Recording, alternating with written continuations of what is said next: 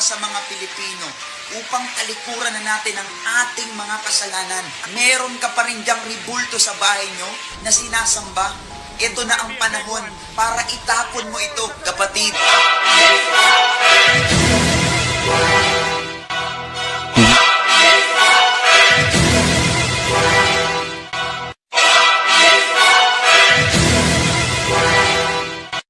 Itong super typhoon na parating ay boses ng Diyos para sa mga Pilipino upang talikuran na natin ang ating mga kasalanan. Meron ka pa rin diyang ribulto sa bahay nyo na sinasamba. Ito na ang panahon para itapon mo ito, kapatid. Hindi natutuwa ang Diyos sa ribulto. Sang mga ngaral sa siktang born again ang nag-akusa na ang dahilan umano sa iba't ibang mga sakuna, lindol, bagyo, ay ang mga rebolto ng mga santo. Kaya nanawagan siya. Meron ka pa rin diyang ribulto sa bahay nyo na sinasamba. Ito na ang panahon para itapon mo ito, kapatid. Itapon daw umano ang mga rebolto. Tanong, di ba niya alam na kahit sa Saudi Arabia, kahit sa Dubai, sila din ay nakaranas ng bagyo. Kahit disyerto. Iwala naman silang mga imahe. Karamihan nila mga Muslim, di ba? Pero sasagutin natin itong very anti-Catholic dahil alam nyo naman na ang kasinungalingan pag ito'y palaging inulit-ulit magmukha talagang parang katotohanan, lalo na sa ating mga kapatid kulang ang kaalaman. Samahan niyo ko.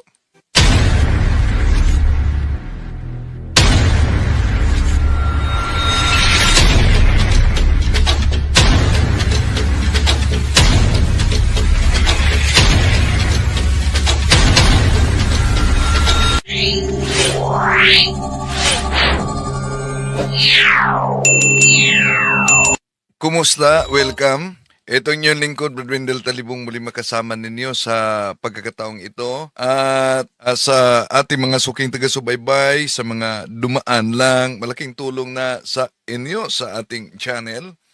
Huwag kalimutang pindutin ang like sa ating live. At kung bago ka lang, huwag kalimutang mag-subscribe. At kung gusto niyo ang talakayan ito, pindutin ang bell button para updated kayo mag-comment at i-share din niyo. Sinabi niya, Hindi natutuwa ang Diyos sa ribulto. depende kung anong ori ng rebulto. Yung Diyos-Diyosan, bawal yan. Pero lahat ba na rebulto o larawan ang ipinagbabawal? Alimbawa, may pera ka, may larawan yan. Tanggalin mo ang larawan sa pera mo. Matanggap ba yung pera mo pag bili? Hindi lahat ng mga larawan sa Biblia ay ipinagbabawal ng Diyos. Pero kung ang argumento niya ang mga sakuna dahil sa rebulto, iba't may pangyayari lalo na sa Middle East na sila din ay nakaranas ng bagyo. Ito, bumabaha doon sa Dubai. Dahil po ba nakaranas din sila ng bagyo doon? Ibig po ba sabihin, rebulto din ng mga santo ang dahilan sa kanilang sakuna doon? Hindi lang yan. Sa Saudi Arabia, lalo na sa Mecca, grabe. Grabe ang naranasan din na bagyo doon. O ibig ba sabihin, mga Muslim yon, ang mga larawan ni Santo Niño at larawan ng Panginoong Hesus ang dahilan? Pero isa-isahin natin ito. Itong super typhoon na parating ay boses ng Diyos para sa mga Pilipino. Busis daw umano ng Diyos para sa mga Pilipino. Ilatag mo ang Bible kung saan mabasa na ang super typhoon ay busis ng Diyos. Di po ba? Ang mga anti-Catholic Bible alone sila. Pero nag-imbento na wala naman sa Biblia. Una, kung ang layunin at busis ng Diyos para sa kanya ang super typhoon, lahat na simbahang Katoliko na may mga imahen dapat winasak na. Dahil sa interpretasyon nitong sulpot na born again mga kapatid, yun daw ang busis ng Diyos Dahil daw sa mga larawan o rebulto, dahil ang mga larawan ay at rebulto na mga santo ay Diyos-Diyusan. Mali. Ano po ba yung opisyal na aral ng Simbahang Katoliko? Kung tingnan natin ang opisyal na aral ng Simbahang Katoliko, Catechism of the Catholic Church, number 2138. Ito, the Christian veneration of images is not contrary to the first commandment, which prescribes idols. Indeed, the honor rendered to an image passes to its prototype. And whoever venerates an image venerates the person portrayed in it. The honor paid to sacred images is a respectful veneration, not the adoration due to God alone. Sa panahon pa noong iconoclasm, napakabata pa ang simbahan noon, no? Ikalawang konsilyo ng Nicaea. Dahil winawasak ang mga sagradong imahen sa panahon ni Emperador Leo III. Kaya nagpupulong ang mga obispo at ideklara sa konsilyo ng Nicaea na sacred images may be honored without idolatry. Pero sa mga anti-Catholic, lahat ng mga larawan daw umano ay Diyos-Diyosan. Isa-isahin natin. Pakinggan muna natin itong pahayag ng born again na ito. Upang talikuran na natin ang ating mga kasalanan at magbalik loob tayo sa... So kung talikuran na ang mga kasalanan, dapat talikuran ninyo ang pagpili sa siktang tatag lamang ng tao. Dahil iisa lang ang iglesyang tatag ng ating Panginoon Jesucristo. Ngayon, subukan ninyong i-trace ang born again. Halimbawa, meron ba ang born again tinatawag na unbroken line of succession na nag-connect sa ating Panginoon Jesucristo hanggang sa kasalukuyan ngayon? Baka sasabihin na meron. O sige, sa taong 300, sino ang ituro nilang born again? Wala pa dahil Katoliko lang ang nag-iisang Kristiyanong simbahan sa panahon noon. Kahit sa taong 400, taong 500, taong 600 Anno Domini, wala pang born again. Dahil ang born again ay isa lang sa mga sanga sa protestante na resulta sa tinatawag na sola scriptura, Bible alone. Ibig sabihin, lahat ng mga protestante, lahat, kahit kay Kibuloy, kahit sa iglesia ni Manalo, kahit sa iglesia ni Soriano, sila'y produkto sa maling interpretasyon sa Biblia. Pero ang Biblia ay produkto sa tunay na iglesia, na ang Simbahang Katoliko. Okay, tuloy natin. Panginoon, mga kapatid, kaya kung ikaw, meron ka pa rin diyang ribulto sa bahay nyo na Kung ikaw daw ay meron pang rebulto sa bahay ninyo, sabi niya, sinasamba, ito na ang panahon para itapon mo ito. sinasamba, ito na ang panahon para itapon ninyo ito. Yan talaga, napaka-allergy ng mga larawan ng mga santo dahil wala naman silang kasamang naging santo. At kung pinag-aralan nila ng mabuti ang nakasulat sa Biblia, hindi galit ang Diyos sa mga rebulto o mga larawan ng mga santo.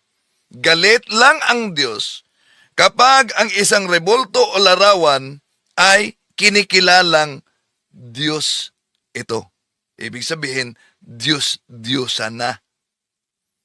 Pero, alam kaya nila o pinipili lang ang nabasa nila sa Biblia na ang Diyos mismo, siya mismo ang nagpagawa ng rebulto o imahen.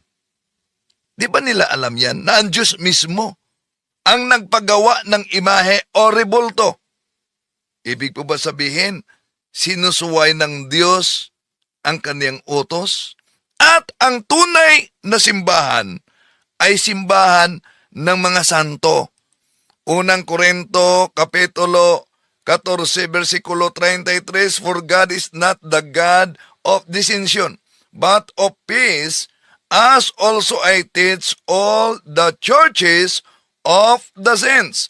Ang iglesia ng mga santo. So, ngayon, delikado dito ang mga walang larawan ng mga santo dahil di sila connected sa tunay na iglesia, mga kapatid, na iglesia ng mga santo. Dahil po ba nakita lang nila na may mga larawan, gaya ng Santo Niño, Nazareno, ang konklusyon nila, Diyos-Diyosan na yan?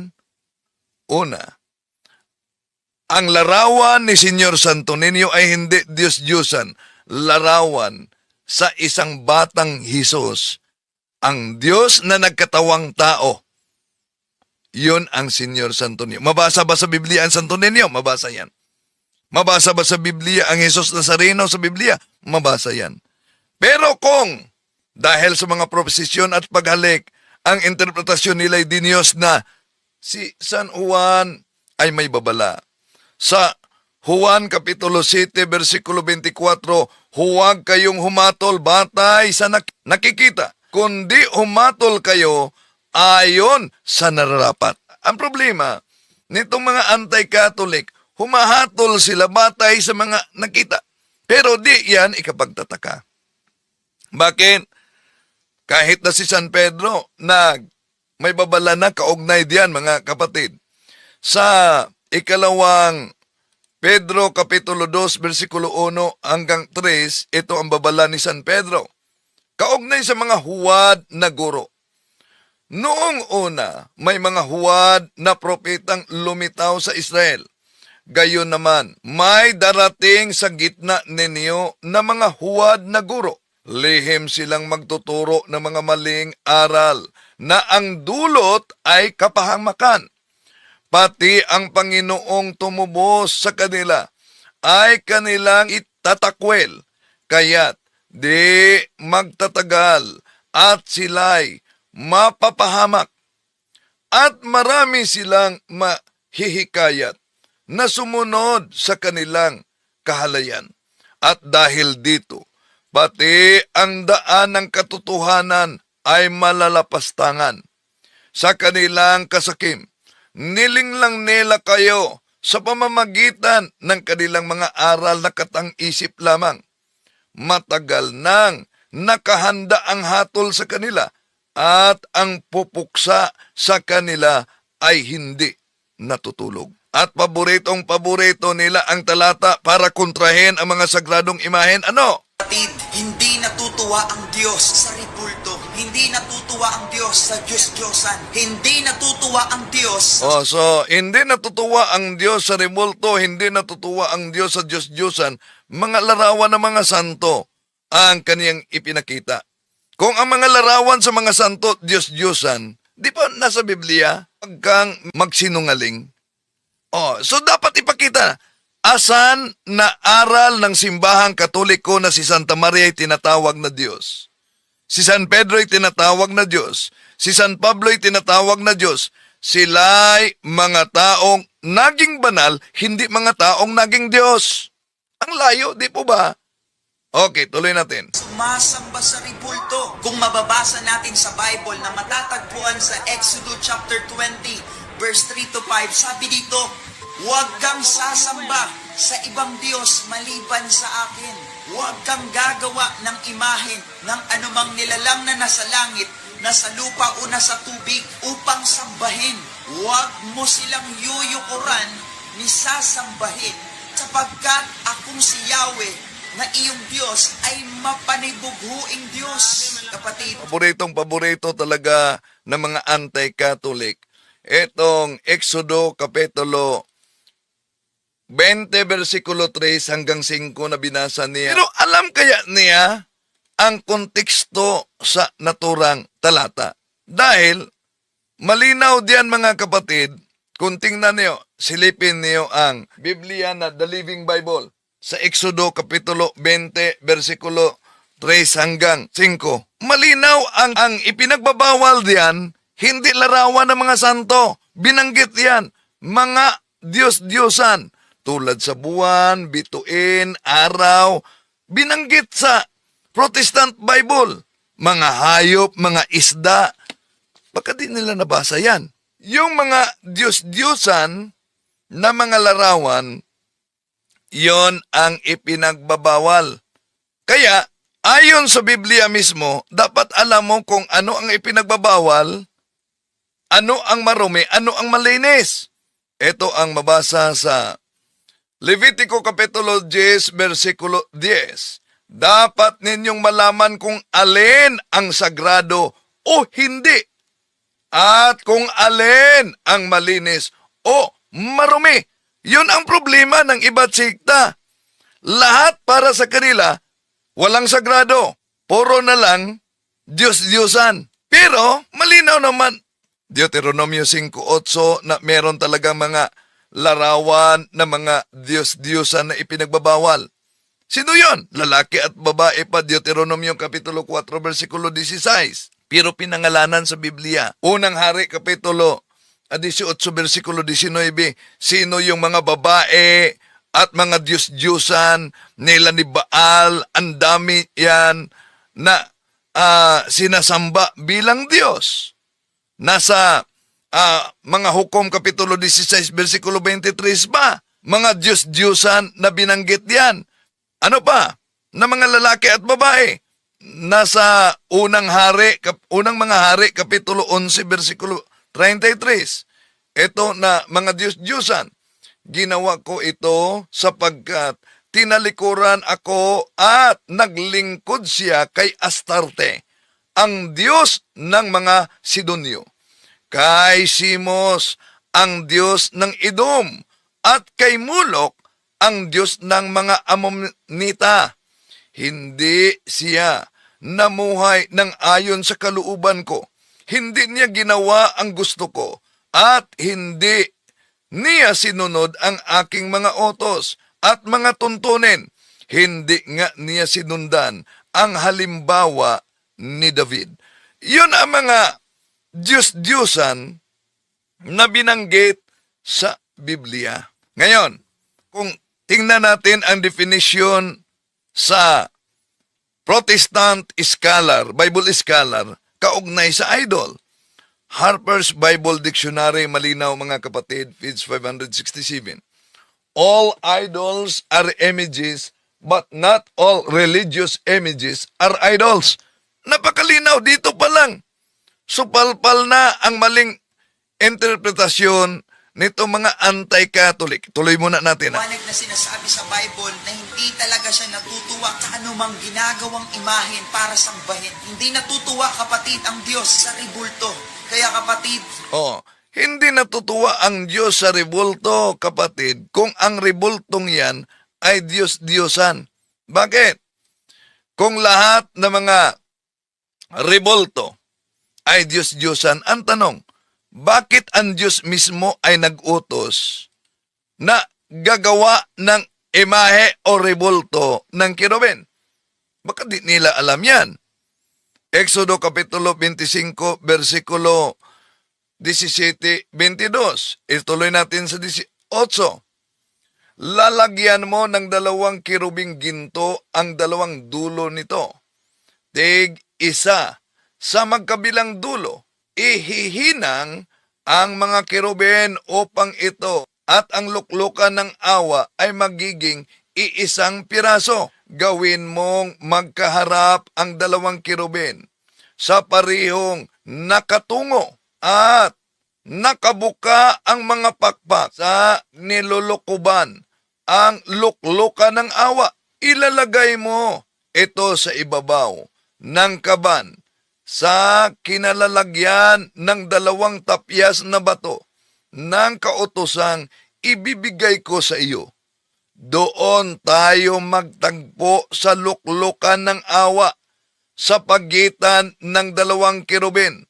Doon ko ibibigay sa iyo ang kautusan ko sa mga Israelita. So saan daw makipagtagpo ang Diyos kay Moises? Doon, between sa 2 imahe o kirubin, larawan ng mga kirubin. Ngayon, bakit kailangan na magawa ng larawan ng mga kirubin para ang Diyos doon makipagtagpo kung bawal ang lahat na uri ng mga larawan? Ang palusot ng mga anti-Catholic, alam niyo, si Moises lang ang inutusan niyan. Dahil si Moises ang inutosan, bakit kayo mga Katoliko nakisali? Aba! Di po ba si Moises lang din ang sinabihan sa Exodo Kapitulo 20, versikulo 3 hanggang 5? Ibalik natin sa kanila ang argumento, bakit kayo sumali? Ang sabi nila, yun lang ang utos ng Diyos, dalawa. Wala na siyang iba pang inutosan. Pero tingnan natin ang Exodo Kapitulo 26, versikulo 1. Para sa tabernakulo, gumawa ka ng 10 pirasong tela na yari sa tilang lino na ihinabi lamang sa kulay asol at kulay pula. Ito'y dapat burdahan ng larawan ng kerubin. Utos talaga ng Diyos mula pa sa lumang tipan magawa ng larawan. Hindi sa Diyos-Diyosan, kundi larawan sa mga kerubin. Tanong, ito po bang mga larawan ng mga santo ay kinikilala ba natin at sinasamba natin bilang Diyos? Ayon sa opisyal na aral ng Simbahang Katoliko na ang pamagat, Our Catholic Faith, ni Monsignor Moro, ito po sa pahina 220. We do not worship the saints. We only honor them as the special friends and servants of God. We adore God alone. Di ba napakalinaw sa aral ng Simbahang Katoliko pagkatapos batay lang sa nakita at maling akala nito mga anti-Catholic, ikinakalat na niyang chismis, kayo mga Katoliko, ang daming mga Diyos ninyo, may mga santo, mga Diyos-Diyosan. Pero ano ba ang opisyal na aral ng Simbahang Katoliko? Catechism of the Catholic Church numero 152. The Church never ceases to proclaim her faith in one only God, Father, Son, and Holy Spirit. Di ba napakalinaw mga kapatid? Opisyal yan na aral ng Simbahang Katoliko. Ba't di nila kinuha at sinilip ano ba talaga ang opisyal na aral ng Simbahang Katoliko? Ba't mas naniwala sila sa sarili nilang kasinungalingan? Napakalinaw ang Catechism of the Catholic Church 152. Ano daw? Ang pananampalatayang Katoliko, we worship one God. At ano pa? Faith, one only God. Yan ang tunay na pananampalataya ng Simbahang Katoliko at talagang salungat sa mga ikinakalat nitong mga anti-Catholic. Hindi lang yan mga kapatid. Kung lahat ng mga larawan ay ipinagbabawal ng Diyos, tanong, ba't Diyos mismo nag-utos na gagawa ng tansong ahas? Sa mga bilang, Kapitulo 21, versikulo 7 hanggang 9, Diyos mismo ang nag-utos kay Moises. At ang bayan ay naparoon kay Moises at nagsabi, kami ay nagkasala sapagkat kami ay nagsalita laban sa Panginoon at laban sa iyo.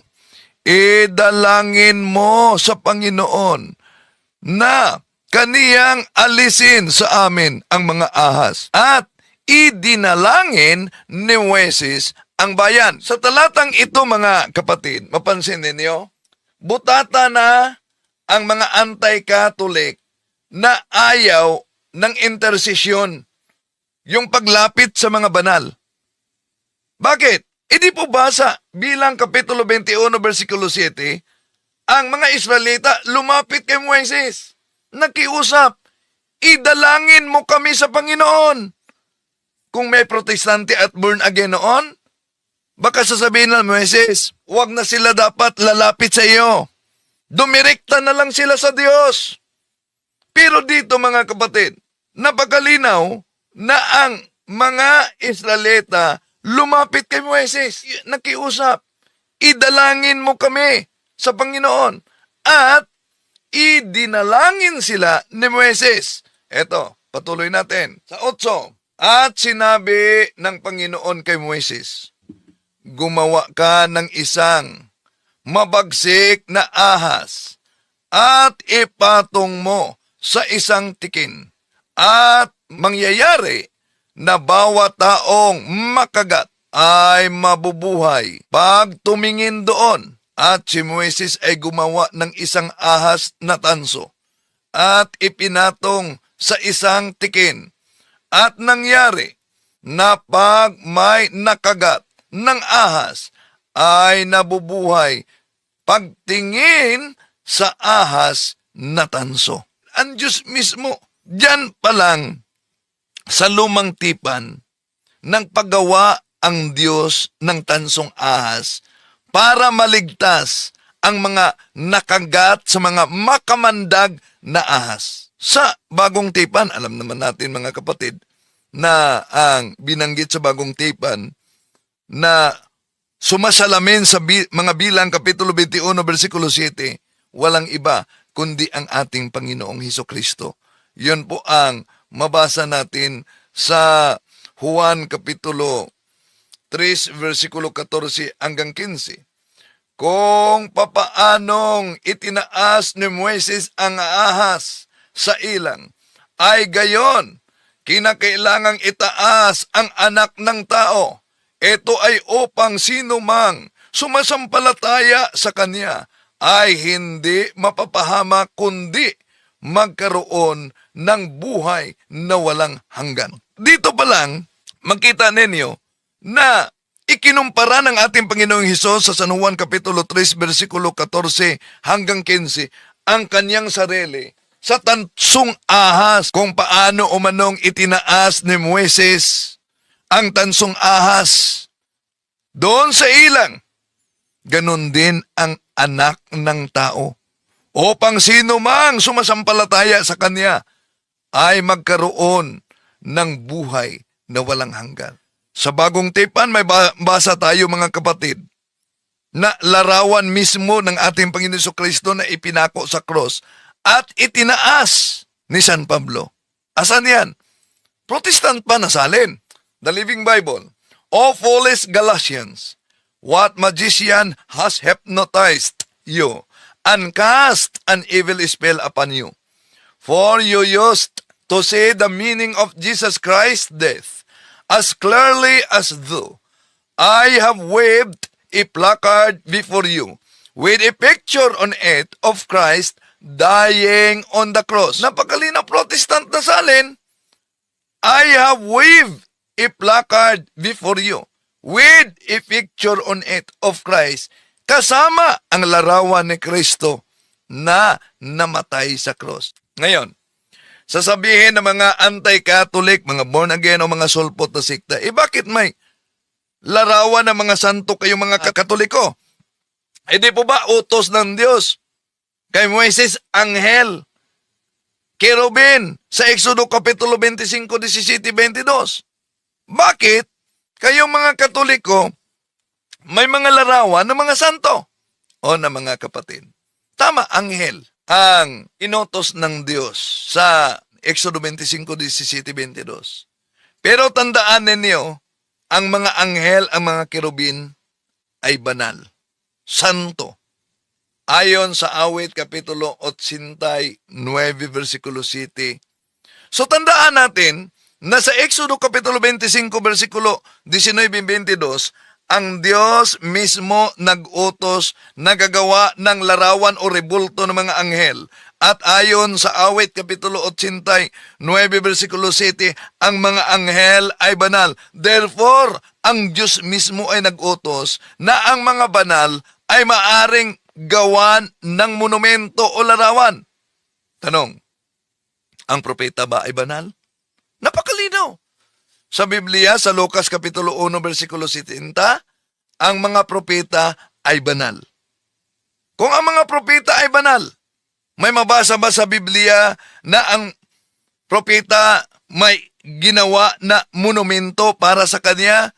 Noong inutos ng Diyos sa isang propeta, wasakin mo ang lahat ng mga imahe ng mga Diyos-Diyusan, gibain mo.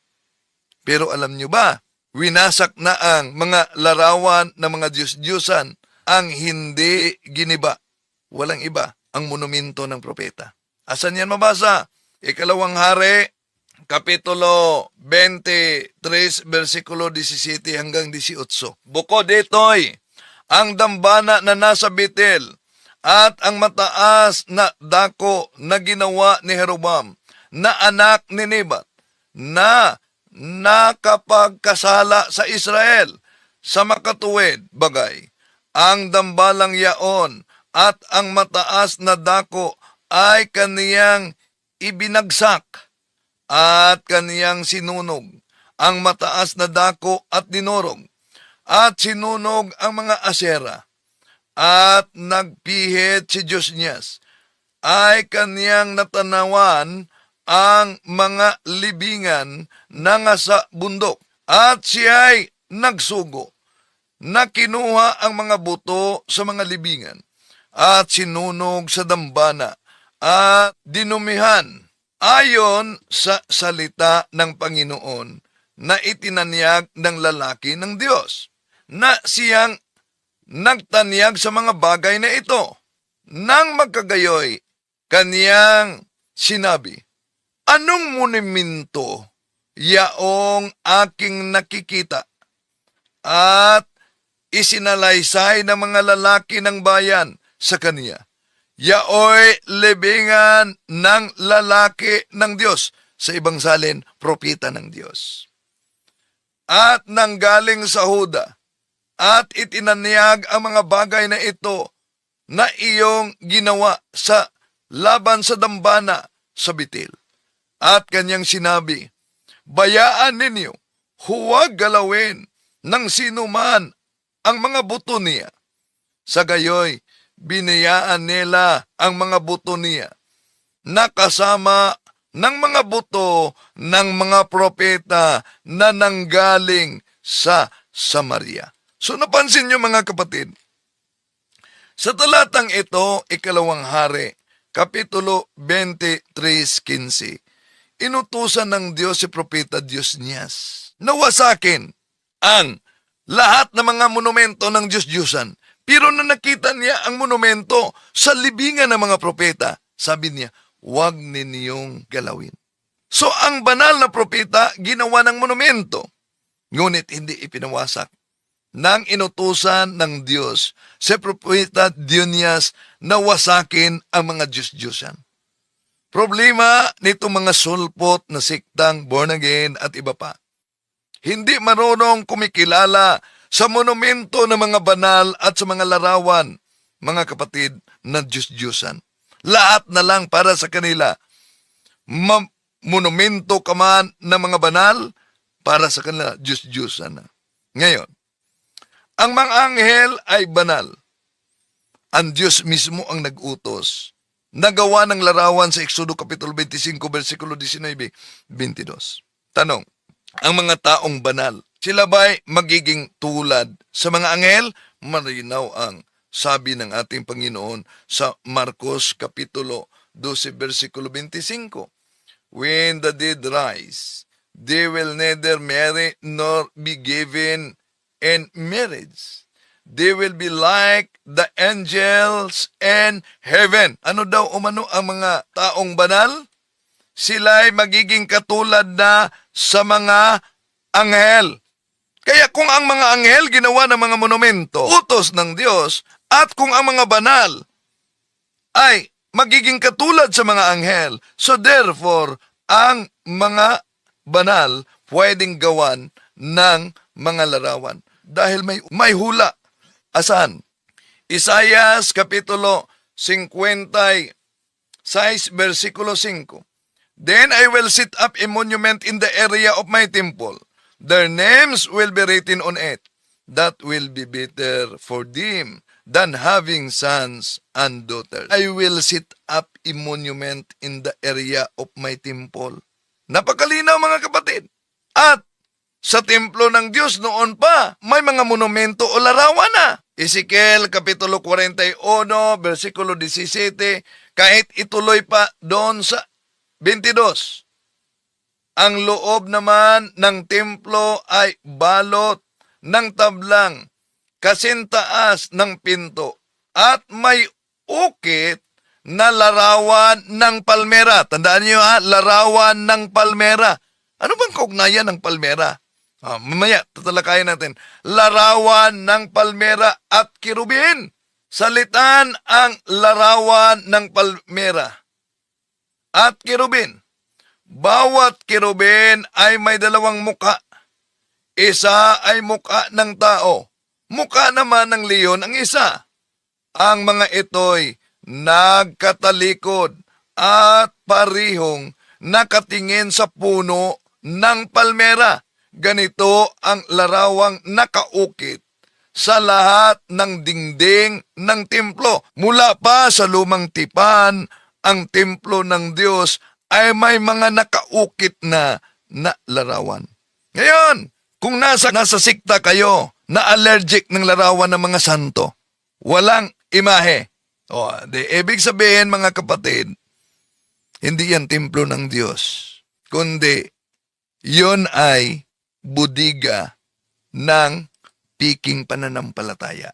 Maliban sa larawan ng kirubin, may larawan ng palmera. Ano po ba ang simbolo ng palmera? Ayon sa Awit Kapitulo 92, versikulo 12, ang palmera ay naglalarawan pala sa mga banal. So kaya nga, sa mabasa natin, larawan ng kirubin, mga kirubin, larawan ng mga palmera. Bakit may larawan ng palmera? Dahil sa Awit Kapitulo 92, versikulo 12, ang mga palmera ay naglalarawan ito ng mga banal. Ngayon, kung gagamitin natin ang Protestant na salin, ano mabasa sa Isaiah chapter 19 verse 19? And that day, there will be an altar to the Lord in the heart of Egypt. And there will be a monument to the Lord on its border. May hula. 19. May altar. Yung ibang mga sikta, walang altar. Stage ang kanila. Diba? Monument of the Lord. Wala silang monumento. Ngayon, kung ang mga santo ay iginalang natin, niluwalhati natin, mga kapatid. Ang tanong, galit ba ang Diyos kung ang mga santo ay niluwalhati natin?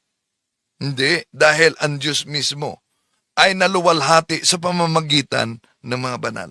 Juan 17:17, ang lahat ng akin ay sa iyo, at ang lahat ng sa iyo ay sa akin, at naluwalhati ako sa pamamagitan nila. Ang Panginoong Hesus mismo nagsabi, naluwalhati ako sa pamamagitan nila. Kaya, may mabasa ba tayo na ang Panginoon ay maluwalhati sa pamamagitan ng kaniyang mga santo? Ay, meron. Ito, 2 Thessalonians chapter 1 verse 10. On that day, the Lord will be glorified in His hands. O, paano ngayon? Ang mga walang santo. Ang mga allergic na mga santo. On that day, the Lord will be glorified in His hands. Kaya mga mahal na kapatid, yung banat nila na, hindi, kayong mga Katoliko, lalo na yung Santo Niño, Dinios Niño, wala yan sa Biblia. Alang naman, ang salitang Santo Niño, hinanap nila sa Cebuano o Tagalog. Ang Santo Niño, hindi yan wikang Pilipino. Kung naghanap kayo ng Santo Niño, di hanapin ninyo yan sa Espanyol na wika. Di banat na banat, kulang naman ang kaalaman. Ang Santo Niño, mga kapatid, ay isang larawan sa batang Jesus. Na kung tingnan natin ang Lucas Kapitulo 1, versikulo 35, Tagalog, ito ang mabasa natin. At sumagot ang anghel sa kanya, bababa sa iyo ang Espiritu Santo at lililiman ka ng kapangyarihan ng kataas-taasan. Kaya't ang batang banal ay tatawaging anak ng Diyos. Ano ang mabasa? Batang banal. Ngayon, itong batang banal, Holy Child sa English, ano ba yan kung sisilipin natin ang Spanish Bible? Lucas Kapitulo 1, versikulo 35. Respondiendo el ángel, li ejo el Espíritu Santo vendrá sobre ti, e el poder del Altísimo te cubrirá con su sombra, por hizo el santo niño que nacerá será llamado Hijo de Dios. Yan, mabasa natin ang salitang santo niño. Banal na bata. Baka sabihin naman nila, bakit tinawag ninyong senyor? Ang senyor, ang pagtawag sa kanya sa mga Katoliko, dahil ang salitang senyor sa Spanish, sa English, Lord, Panginoon. Kung tingnan natin ang mabasa sa Lucas Kapitulo 1, versikulo 43, por qui mi ha concedido es mu ime, quella madre de mi Señor, venga a mi. Nandyan ang salitang Señor. Hanap sila ng letra por letra, dapat babasa sa Biblia, letra por letra, yun na. Kaya, hindi lahat ng mga larawan ay ipinagbabawal, kahit sa Biblia. Bakit? Dahil, mabasa natin kahit sa 2 Kronika, Kapitulo 3, versikulo 10, mga kapatid. Nagpagawa siya ng 2 rebultong kirubin na yari sa kahoy sa loob ng dakong kabanal-banalan. Binalot din ito ng ginto. So, hindi lahat ng mga larawan ay ipinagbabawal ng Diyos. Pero itong mga anti-Catholic na nakabasa lang sa Biblia, ginamit na ang Biblia laban sa atin. Lahat ng mga larawan ay ipinagbabawal na, mga kapatid. Kaya nga, ang ating Panginoong Hesus ay may babala sa Mateo Kapitulo 7, versikulo 6. Huwag ninyong ibigay sa mga aso ang mga bagay na banal. Baka pagkatapos ay kayo pa ang balingan at sakmalin nila. Huwag ninyong ihagis sa mga baboy ang inyong mga perlas, sapagkat rakan lamang nila ang mga iyon. Sa aklat na Roman Catholicism by Lauren Bittner, malinaw ang nakasulat. Pahina 102, the Roman Catholic Church produced the Bible, and that we receive it from her. Nang nahawakan nila ang Biblia, yon, tayo na'y sinakmal ng mga aso. Niyurakan ang mga banal na mga bagay. Ang tanong, sino po ba yung mga aso na yan? Ito ang sabi ni Propeta Isaias sa Isaias Kapitulo 56, versikulo 11. Oo, ang mga aso ay matatakaw. Sila'y kailanman ay walang kabusugan. At ang mga ito ay ang mga pastor na hindi nangakakaunawa. Sila'y nagsilikong lahat sa kanilang sariling daan na mula sa lahat ng dako, bawat isa'y sa kaniyang pakinabang. Yan. Ang mga aso pala. Ang mga aso pala na tinutukoy sa ating Panginoong Hesus. Walang iba, kundi ang mga aso na mga pastor. Kaya mag-ingat. Mag-ingat. Lalo na sa... Makinig, mga magnanakaw. Oh. Makinig, dupes. Makinig, yung mga tithes lang ng tithes, walang offering. Ha? Dapat ngayon, meron na kayo. Okay? Meron kayo sacrificial. Pag hindi, malis kayo. Mapapahiya kayo. I'll make sure pahihiyain ko kayo. Okay? Hindi kayo kasama rito sa church. Ayaw ng Diyos ng mga magnanakaw. Pinapatay niya agad. Mga miyembro may trabaho. Brother Louie, huwag kayo magbibigay ng 20 pesos. May paupahan ka. Sakripisyo mo. May nagtatrabaho mga anak nyo. Sa panahon ba ng bagong tipan, mga kapatid, ipinag-uutos ba ang paggawa ng imahen? Tandaan natin, sa Exodo 25:19-22, ang Diyos ang nag-utos. Ang ating Panginoon Jesucristo ay Diyos. Hebreo Kapitulo 13, versikulos 8, si Jesucristo ay siya ring kahapon, ngayon, at magpakailanman. Kaya, siya na nag-utos noon na gumawa ng larawan, ay siya din ang nag-utos ngayon na gagawa ng imahe o larawan. Mari bang gumamit ng larawan o imahe sa bagong tipan? Mari. Bakit? Tandaan ninyo. Sa Isaias Kapitulo 56, versikulo 7, mabasa diyan, sapagkat ang aking bahay ay tatawaging bahay dalanginan para sa lahat. So anong kaugnayan sa aking bahay na binanggit sa Isaias Kapitulo 56:7? Dahil kung tingnan kasi natin ang unang hari, Kapitulo 6, versikulo 29, ito'y mabasa natin.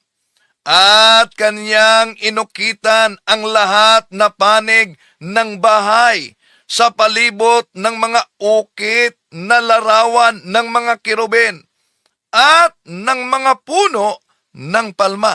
So ano ang simbolo sa puno ng palma? Ang puno ng palma ay kumakatawan sa mga banal na tao na nauna na nating nabasa, mga kapatid, kahit sa King James Version at sa Awit Kapitulo 92, versikulo 12. Ngayon, nabasa natin sa unang hari, Kapitulo 6, versikulo 29, na ang bahay, ang palibot nito ay inukita ng mga larawan ng mga kirubin at punong palma. E anong kaugnayan? E di po ba sa bagong tipan, unang Timoteo Kapitulo 3, versikulo 16, ang haligi at suhay ng katotohanan ay ang iglesia ng Diyos, ang bahay ng Diyos. Kaya, kung ang bahay ng Diyos ay iglesia ng Diyos, at mula pa sa unang hari, Kapitulo 6, versikulo 29, ang bahay ay may nakapalibot ng mga ukit na larawan ng mga kirubin at ng mga punong palma. Sino bang katuparan niyan? Walang iba, kundi ang simbahang Katoliko. Dahil, kung tingnan natin, mga kapatid, magandang balita, Biblia, Hebreo Kapitulo 9, versikulo 23, ang mga bagay sa sambahang iyon ay larawan lamang ng mga nasa langit. Ano daw umano? May mga larawan sa sambahang iyon ng mga bagay na larawan na nasa langit. Ngayon, pasok kayo sa mga anti-Katolik na grabe ang kanilang atake tuligsa sa ating pananampalataya. Wala kayong makitang imahe o larawan ng mga santo. Kaya ang tanong, ito ba'y o simbahan ng ating Panginoon? Hindi.